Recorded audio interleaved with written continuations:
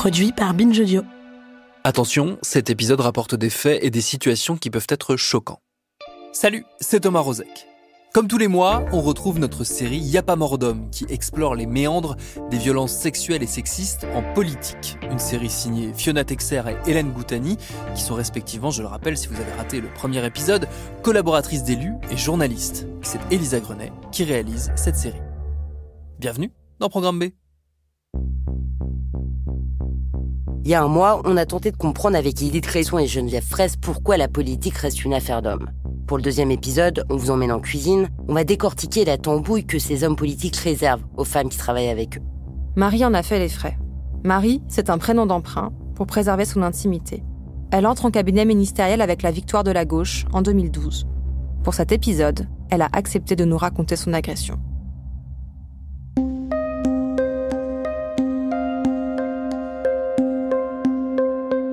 Tant que tu t'es pas fait violer, c'est-à-dire que t'as pas arraché tes vêtements, pénétré de force, battu ou je sais pas quoi, ce qui peut t'arriver, c'est pas grave. Je peux te dire et faire tout ce que je veux avec toi. Et t'as pas ton mot à dire. Tout est sexualisé.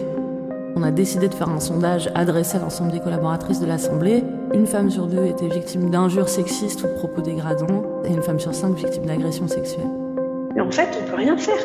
C'est des gens qui sont, ils ont des réseaux surpuissants. Tout est fonction du regard masculin.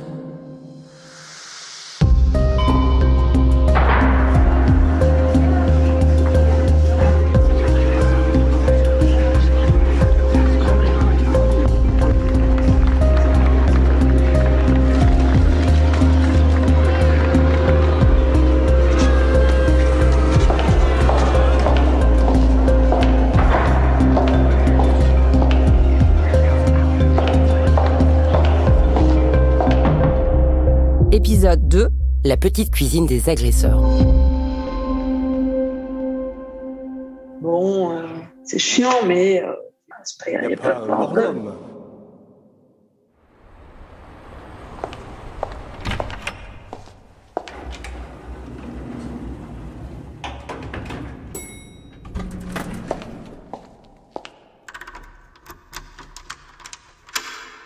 Il finit par me dire, vas-y, fais-moi visiter ta chambre. Donc une fois, deux fois, trois fois, il me dit fais-moi visiter ta chambre. Et à un moment, il se lève et donc là, moi, je panique un peu et je me lève aussi et je le repousse en fait physiquement. Et là, je suis un peu tétanisée en gros dans ma tête. Ça se passe très vite là. Ces faits se situent quelques mois après son embauche. À ce moment-là, j'avais des engagements assez forts pour notamment tout ce qui était lutte antiracisme, etc. Et que j'étais pas du tout d'accord avec ce qui se faisait à l'époque pendant le mandat de Sarkozy. Donc j'ai décidé de m'engager sur la campagne de François Hollande. Quand François Hollande a gagné, on m'a demandé dans quel cabinet je voulais aller. Et c'était particulier parce que je connaissais pas du tout ce milieu. Quand j'étais conseillère en cabinet ministériel, je connaissais juste Marie de vue. On se croisait dans des réunions à Matignon. Quand j'ai intégré ces cabinets-là, j'ai démarré vraiment tout en bas de l'échelon des cabinets ministériels, c'est-à-dire que j'étais chargée de mission. Je démarre mon expérience comme ça et puis en fait ça se passe bien. Et je me suis intégrée dans une équipe, au départ que je trouvais plutôt sympa. Je découvrais ce milieu, donc j'aime bien apprendre, donc j'ai vraiment mes antennes complètement ouvertes. Et j'essayais d'apprendre tout ce que je pouvais apprendre. Et je donne satisfaction à mes responsables hiérarchiques, notamment à mes directeurs de cabinet. Ce sont des postes extrêmement chronophages. Pour pouvoir intégrer un cabinet ministériel et travailler dans un cabinet ministériel, il faut avoir soit du temps, soit choisir sciemment de ne pas accorder beaucoup de temps à sa famille, etc. C'est quand même un monde dans lequel le droit du travail a très peu de place. Les horaires à rallonge, tout ce qui s'applique en réalité dans le droit du travail ne s'applique pas en cabinet ministériel. Et on a peu de modes de recours, on n'a pas de temps libre, on n'a pas de temps mort. En fait, je déchante. C'est un milieu qui est extrêmement masculin. Et un soir, par exemple, j'ai un collègue qui dit... ils sont tous là autour de la table en train de dire... Tu vois, moi j'aimerais bien coucher avec 7 ministres ou 7 conseillères. Et puis elle, j'aimerais lui faire des trucs sales. Il y avait tout, quoi. Le racisme, le sexisme, il y avait tout vraiment. C'était horrible. Et ce moment-là a marqué un tournant, en fait, dans ma perception des choses. On n'a vraiment fait connaissance qu'après la fin du quinquennat. On s'est appelés, on s'est donné rendez-vous dans une brasserie, on a commencé à papoter et très vite, on a abordé MeToo. On se connaissait peu, mais on s'est raconté nos agressions. Et en fait, un soir, il y a un apéro et puis on me dit... Pendant l'apéro, on me dit « Ouais, viens, on va boire des coups après. Est-ce que tu veux venir avec ma femme, on va boire des coups ?» Et là, c'est l'adjoint de mon directeur de cabinet qui me dit ça. Et il se trouve que je m'entendais bien avec sa femme. Donc, je dis « Ah bah oui, avec plaisir. » Voilà. Et là, il y a le directeur de cabinet qui arrive et qui arrête la voiture et qui dit « Ah, Vous allez où? Vous m'invitez pas? » Donc, il dit « Mais si, viens, bien sûr, viens avec nous. » Puis il se retourne vers moi et puis il me dit tu vas pas le laisser aller tout seul, va avec lui dans la voiture. Voilà. Donc moi, à ce moment-là, on avait déjà bu quelques verres, je me pose pas vraiment de questions et je sors et je vais dans sa voiture. Avec le recul aujourd'hui, je me dis que tout ça avait été très très très arrangé. Bon, c'était un coup monté, quoi. C'était un guet-apens en fait. Et l'objectif final était déjà discuté. Et voilà. Donc, je vais dans la voiture avec ce monsieur qui était mon directeur de cabinet. Et puis là, s'entame une course-poursuite dans Paris. Donc, avec des gyrophares, parce que le directeur de cabinet a une voiture avec gyrophares, pour savoir qui allait arriver le plus vite dans le restaurant. Donc là, moi, j'étais très mal à l'aise. Et en fait, à un moment, je sors et quand je suis à l'extérieur, je capte une discussion téléphonique entre mon directeur de cabinet, son adjoint et la femme de mon directeur de cabinet. Où l'adjoint de mon directeur de cabinet explique à la femme de mon directeur de cabinet que voilà, qu'il va rentrer tard, mais qu'ils sont sur des sujets hyper compliqués et que donc il faut qu'il reste là et que voilà, faut pas qu'elle s'inquiète et qu'il va rentrer, mais tard. Et puis j'entends ce truc-là et puis pareil, je me dis c'est quand même très très abusé. Et puis vient le moment où quand même je me dis que j'ai envie de rentrer chez moi. Et ils me refont le même plan qu'au départ, c'est-à-dire que le couple me dit comment tu rentres. Donc je leur dis je vais aller à une station de taxi, prendre un taxi, et puis ils me disent on te dépose à une station de taxi, y a pas de problème. Et donc je leur dis ok, merci, c'est sympa. Et là le directeur de cabinet arrive, dit je vais la déposer à une station de taxi. Voilà, je sais pas, je commence à avoir une espèce d'intuition quand même qui me dit un peu bizarre d'insister comme ça. Et quand on arrive dans la voiture, il me dit mais non, je vais pas te déposer à une station de taxi évidemment.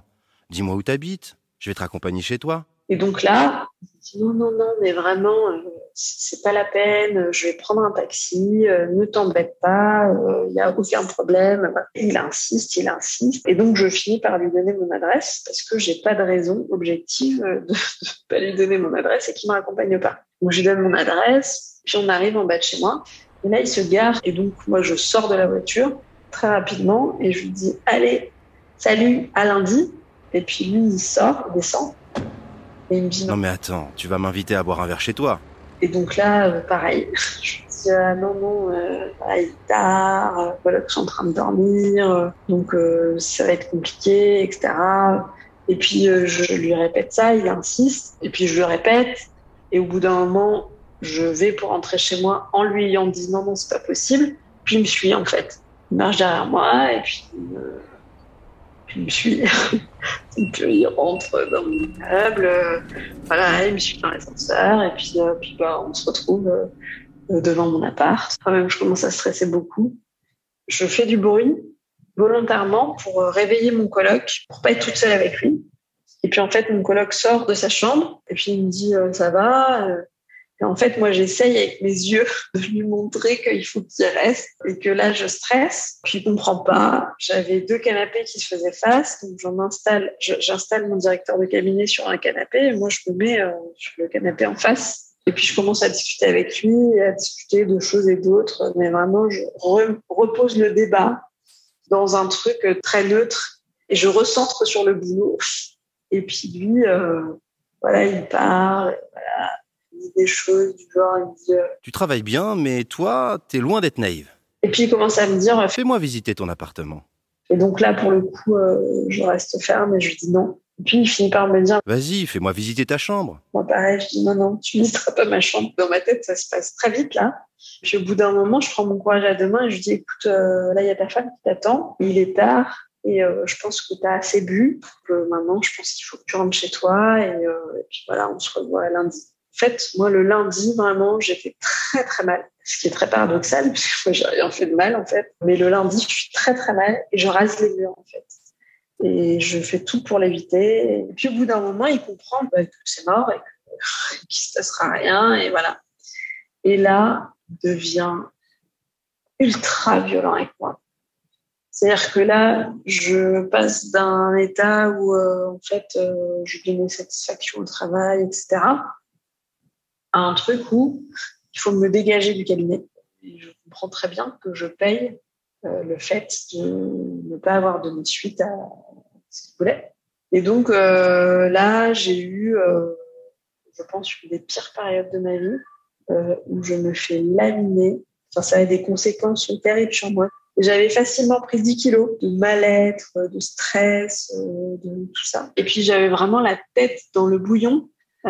C'est-à-dire que j'étais soumise à un tel pressing psychologique qu'en fait, j'avais plus la capacité de prendre du recul et de réfléchir un peu à la situation dans sa globalité. Et donc, je suis partie et ça a été vraiment une délivrance absolue. Quelques années plus tard, elle recroise cet homme lors d'un déplacement. Il est devenu préfet, le représentant de l'État dans le département. Je l'ai vu faire quelque chose d'atroce. J'étais en train de discuter avec lui sur le déplacement et il avait une cigarette dans les mains. Et là, sa directrice de cabinet passe à côté et en bougeant, il la brûle. En fait, il l'engueule en lui disant... Mais vous pouvez pas faire attention, mais ramassez. C'est une anecdote de ce qui le caractérise au plus haut point, quoi. C'est-à-dire un autocentrisme, mais à toute épreuve, parce que voilà, c'est lui qui brûle quelqu'un, il lui fait du mal, et il l'engueule parce qu'elle a écrasé sa cigarette. Je ne sais pas si c'est fascinant ou consternant, mais ce monsieur est toujours aujourd'hui au cabinet ministériel. Ce préfet, énarque, est un de ces hommes très puissants que fabrique notre système administratif et politique. Lorsqu'il est nommé à la tête d'un département, c'est lui le chef de la plupart des services de l'État, notamment des policiers et des gendarmes. Et dans un cabinet, il est responsable de la mise en œuvre des décisions politiques de son ministre. Quand on est sorti de table, ça a quand même duré 2h30, j'étais sciée. Ce que nous avions vécu, l'une comme l'autre, était d'une grande banalité, et surtout, nos agresseurs s'y étaient pris de la même façon. Comme s'il y avait un mode d'emploi, un tuto inratable pour une agression réussie. De toute façon, j'étais de la chair à canon. Enfin, vraiment, les chargés de mission, c'est de la pure chair à canon.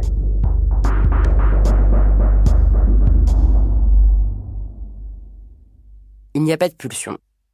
Lorsque l'agresseur de Marie s'introduit chez elle, c'est qu'il l'a piégée.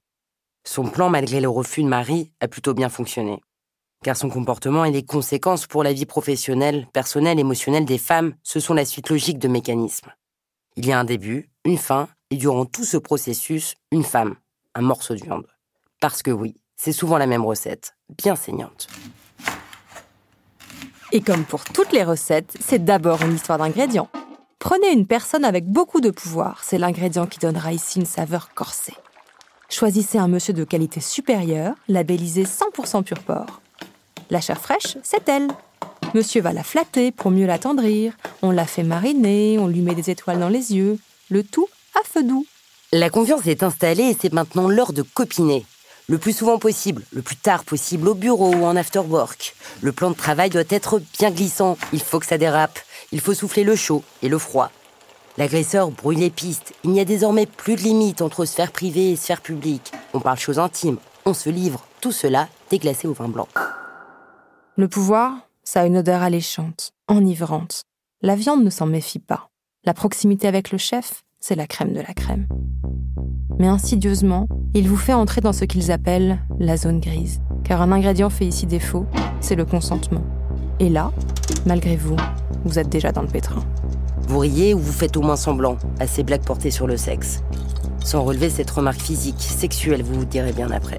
Car vous êtes à un stade de la recette où vos illusions retombent comme un soufflet. Le piège se referme. Les ingrédients, pouvoir, hiérarchie, attache personnelle, chantage sont désormais tous mélangés. Ils vous ont imprégné jusque dans votre chair. À partir de là, comment réussir à faire entendre son refus ? On arrive à l'étape ultime, celle de l'emprise.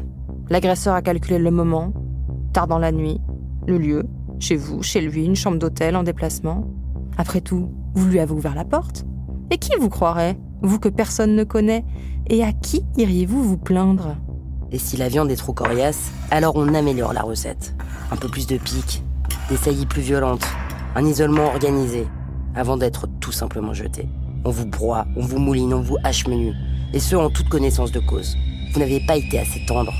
Un goût amer qui reste dans le fond du palais, et l'addition bien salée, c'est à vous de la payer. L'ancien député Denis Baupin, accusé d'agression sexuelle, accuse à son tour celles qui l'ont accusé. Voilà, on va expliquer tout ça. Denis Baupin, ex-député écolo, ex-vice-président de l'Assemblée nationale, avait été accusé en mars 2016 d'harcèlement sexuel et d'agression sexuelle sur des collaboratrices notamment. Petite piqûre de rappel. Les femmes se disaient sous forme de confidence un peu « Attention, prends pas l'ascenseur seul avec lui, attention, il a les mains baladeuses, attention... » Et donc ça se disait, et surtout c'était nos comportements à nous qui devaient changer, pas le sien, et ça se disait tout le temps. Oui. Au moment du procès de Denis Baupin, j'ai rencontré Mathilde Viau, cofondatrice du collectif Chères collaboratrices, qui lutte contre les violences sexistes et sexuelles à l'Assemblée nationale. Le 9 mai 2016 précisément, l'affaire Baupin sort et l'ambiance à l'Assemblée nationale devient imbuvable, dans le sens où il y a d'un coup l'armée fraternelle de tous les hommes qui se lèvent pour dire, en fait, Denis, il est pas si monstrueux que ça. Et évidemment, franchement, ces femmes-là, les 14 c'est quand même un chiffre non négligeable. Franchement, c'est toutes des emmerdeuses. Donc, elles ont nécessairement un agenda politique contre lui, etc. Un membre de la direction qui m'a dit que... il a recommencé. Voilà, ça a été sa phrase. Il a recommencé. Donc, c'était connu. Et la deuxième personne m'a dit... c'est des choses qui arrivent très souvent. En fait, sur le moment, elles culpabilisent, elles se sentent fragiles, elles se sentent isolées. Et c'est exactement tout ce que moi j'ai ressenti à ce moment-là et qui m'a empêchée de porter plainte. C'est Sandrine Rousseau qui témoignait au micro de France Inter. Elle a mis plusieurs années avant de porter plainte, notamment car elle se sentait coupable. C'est l'inversion de la culpabilité, un phénomène fréquent chez les victimes de violences sexistes et sexuelles, à cause de la proximité avec l'agresseur, mais aussi parce que ces pratiques étaient courantes en politique. Ça faisait presque partie du décor. Et évidemment, tout le monde savait. Moi-même, je savais. Celui qui m'avait raconté les agissements de Baupin dans les détails les plus sordides était d'ailleurs membre de la commission électorale d'Europe Écologie Les Verts. C'est-à-dire que c'était notamment lui qui avait décidé que Denis Baupin méritait de devenir député. Au-delà des propos qui sont tenus sur Denis Baupin et sur les 14 femmes courageuses qui ont osé parler contre lui, contre nous, les collaboratrices, etc. à l'Assemblée, commence à s'instituer une vraie atmosphère complètement délétère, où on nous dit par exemple « ça va, je peux te faire la bise, je peux te toucher l'épaule » ou « tu vas râler ». Donc en réalité, suite à ça, on a commencé à se dire qu'il fallait vraiment faire quelque chose pour lutter contre le sexisme qui émergeait à cette occasion, enfin la défense du sexisme qui émergeait à cette occasion, et le sexisme qu'on vivait quotidiennement, et dont on a pris conscience avec beaucoup plus d'acuité à ce moment-là. Et pour révéler un problème, il faut le mesurer. Le collectif entreprend de quantifier des violences ressenties de manière diffuse par les collaboratrices parlementaires. Ce sondage a révélé qu'une femme sur 2 était victime d'injures sexistes ou de propos dégradants, une femme sur 3 de propos sur la vie personnelle ou de remarques humiliantes, et une femme sur 5 victime d'agressions sexuelles. Et donc en réalité, même si c'est pas un sondage qui est hyper représentatif parce qu'on l'a fait avec nos moyens et que l'Assemblée refusait de nous donner des moyens adéquats pour mener à bien ce sondage, ça révèle quand même un malaise, et on a pu mettre en face de l'Assemblée des chiffres qui démontrent en fait l'existence du phénomène. Chères collaboratrices révèlent la parole des victimes. Les témoignages portent sur des remarques sexistes, des agressions jusqu'à la tentative de viol. C'est ce que les féministes ont théorisé comme le continuum, un fil de petites brutalités au quotidien qui amène aux violences les plus graves. Ça commence par les sifflements dans la rue, la vanne lourde de votre meilleur ami. Et ça rend possible, logique, le harcèlement, les agressions que la police va qualifier de caractérisées, comme le viol avec menace.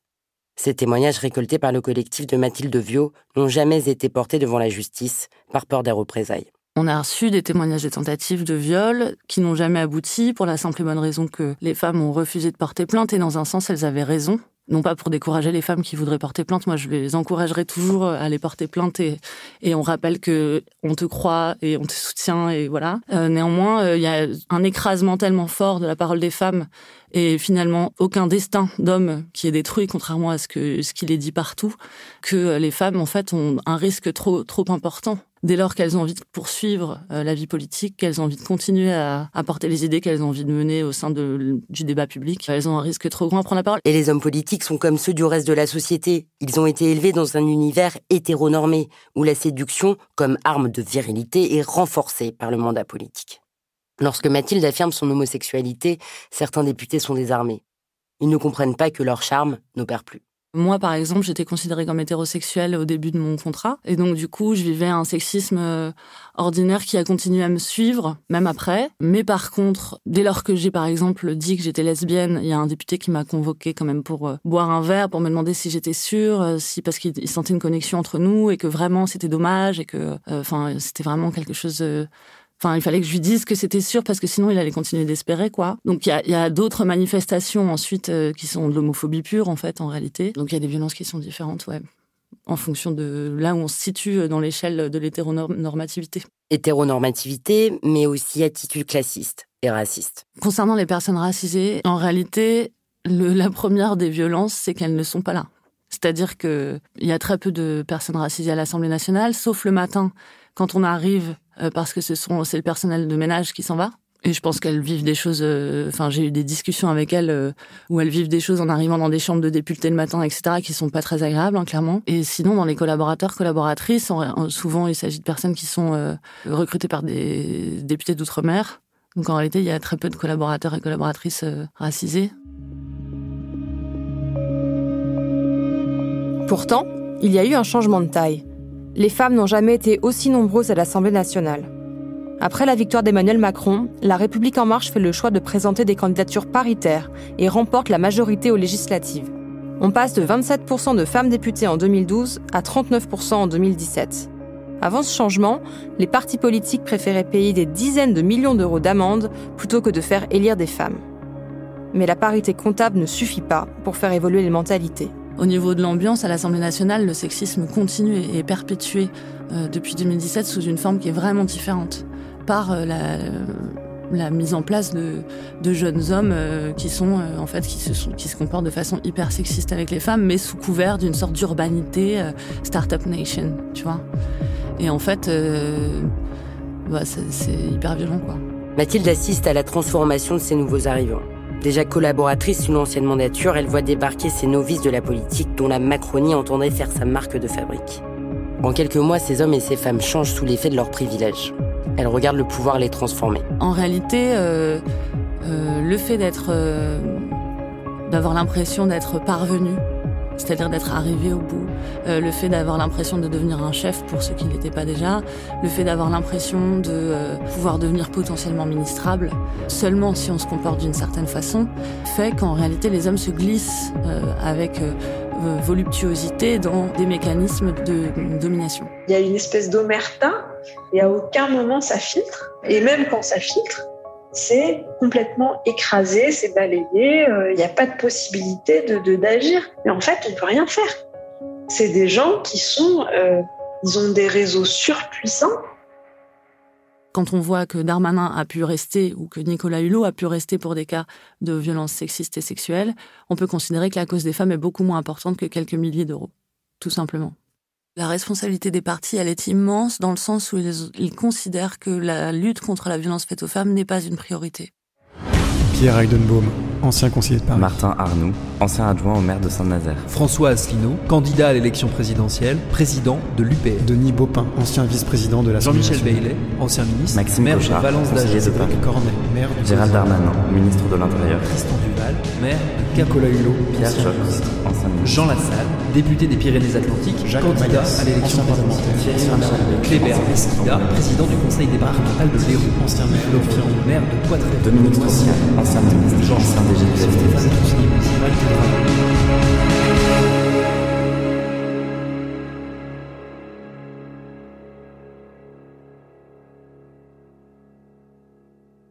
Les violences sexistes et sexuelles sont tellement banalisées qu'elles ne retiennent pas leurs auteurs d'avoir des ambitions présidentielles.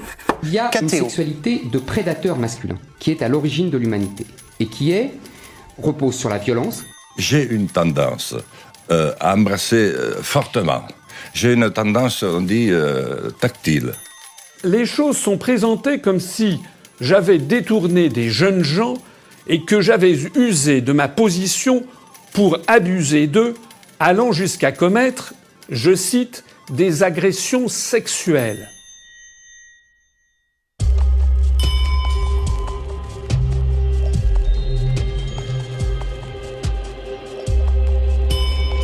Comme si une collaboratrice parlementaire sur 2 n'était pas victime d'injures sexistes ou de propos dégradants à l'Assemblée. Comme si une collaboratrice parlementaire sur 5 n'était pas victime d'agressions sexuelles, toujours à l'Assemblée. Comme si plus de 80% des femmes n'avaient pas déjà été victimes de harcèlement sexuel dans la rue. Comme si au moins une femme sur 2 n'avait pas déjà subi de harcèlement au travail. Comme si 9 femmes sur 10 n'avaient pas déjà fait l'objet de pression pour avoir un rapport sexuel.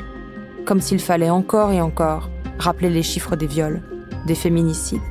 Des arcanes du pouvoir jusqu'à la rue, ce même continuum de violence, ce fil qui autorise des partis à investir des agresseurs sexuels. Comment prétendre lutter contre ces violences lorsque des élus se rendent coupables ou complices ? Alors si pour eux il n'y a pas mort d'homme, pour nous, ce sera une bonne raison de rejoindre en novembre les cortèges de nous toutes pour dire stop aux violences sexistes et sexuelles. Parce que rappelez-vous, il n'y a pas mort d'homme, mais de femmes, oui. Merci à Fiona Texer et Hélène Goutani pour cet épisode de Y'a pas mort d'homme. Toutes les sources citées et bien d'autres sont à retrouver sur le site de Binge Audio, binge.audio pour aller plus loin et compléter cet épisode qui, comme les autres de cette série, a été réalisé par Elisa Grenet. Y'a pas mort d'homme, c'est à retrouver tous les mois dans Programme B, qui est un podcast de Binge Audio préparé par Lauren Bess. Tous nos épisodes, les précédents comme les prochains, sont et seront à retrouver sur toutes vos applis de podcast. Cherchez-nous sur Internet si vous voulez nous parler et à très vite pour un nouvel épisode.